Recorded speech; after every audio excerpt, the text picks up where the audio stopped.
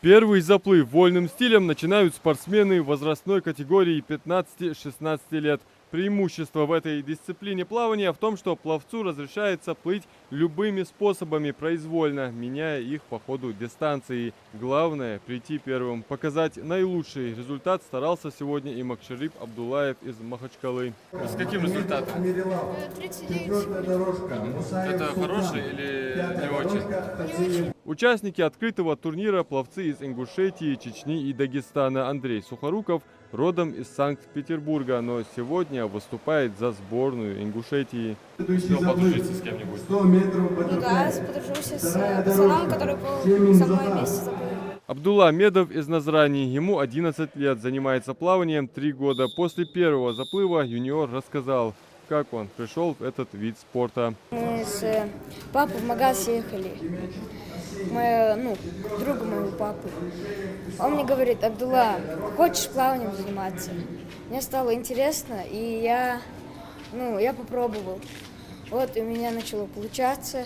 Теперь я пловец. Самому нравится? Мне очень нравится. За выступлением ингушской сборной наблюдает и поддерживает ребят тренер по плаванию Елена Богомазова, заслуженный мастер спорта, родом из Санкт-Петербурга, проводила учебно-тренировочные сборы для ингушских пловцов на базе курорта Арамхи. Еще не все выступили, но я, как всегда, недовольна результатом, мне хочется всегда большего. И, насколько я поняла, что в каникулярный период, конечно, тяжеловато детей собрать в кучку, да, после сбора даже. Все разъезжаются отдохнуть, кто-то недельку отдохнул, кто-то даже 2 недельки отдохнул. Ну, в общем, я, как и все тренеры, все время топлю за лучший результат.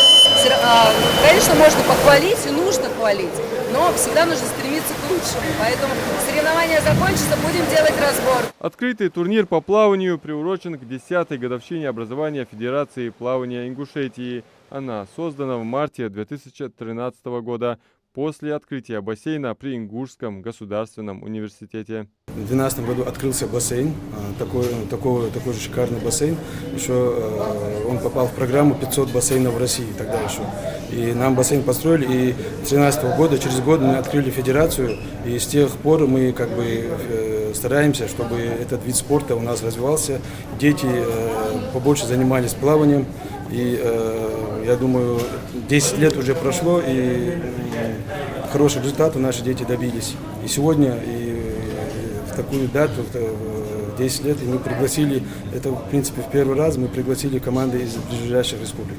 Это дата, к которой в Федерации плавания Ингушетии шли уверенными, активными шагами, пропагандируя спорт, здоровый образ жизни. Научили плавать тысячи детей и даже вырастили своих чемпионов.